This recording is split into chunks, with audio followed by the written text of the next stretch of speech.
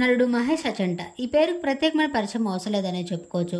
మహేష్ మొదట్లో తన కెరీర్ని జబర్దస్త్ ద్వారా మొదలుపెట్టి జబర్దస్త్లో గుర్తింపు దక్కించుకొని మూవీస్లోకి ఎంట్రీ ఇచ్చి కొన్ని మూవీస్లో క్యారెక్టర్ ఆర్టిస్ట్గా చేసిన అతని పెద్ద గుర్తింపు దక్కలేదు. కానీ 2018లో రంగస్థలం మూవీలో రామ్ చరణ్కి సపోర్టింగ్ రోల్లో చేశాడు. అప్పటి నుంచి మహేష్కి మంచి గుర్తింపు దక్కడమే కాకుండా రంగస్థలం మూవీ తన లైఫ్ ఒక టర్నింగ్ పాయింట్గా మారిందనే చెప్పుకోవచ్చు. మహేష్ రంగస్థలం మూవీ తర్వాత వెన్నుదిరిగి చూసుకోకుండా బ్యాక్ టు బ్యాక్ మూవీస్లో ఆయన క్యారెక్టర్ ఆర్టిస్ట్గా చేసి ఎంతో గుర్తింపు దక్కించుకున్నాడు.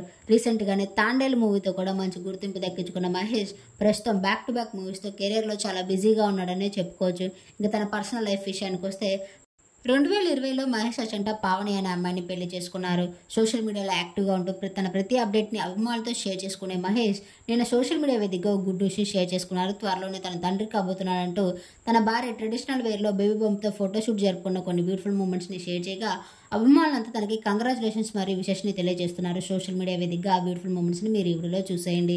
ఈ వీడియో నచ్చితే లైక్ చేసి నా ఛానల్ ఇప్పుడే సబ్స్క్రైబ్ చేసుకోండి. మహేష్ అచంటకి విష్ చేయాలంటే కామెంట్ రూపంలో విష్ చేయండి. Thank you.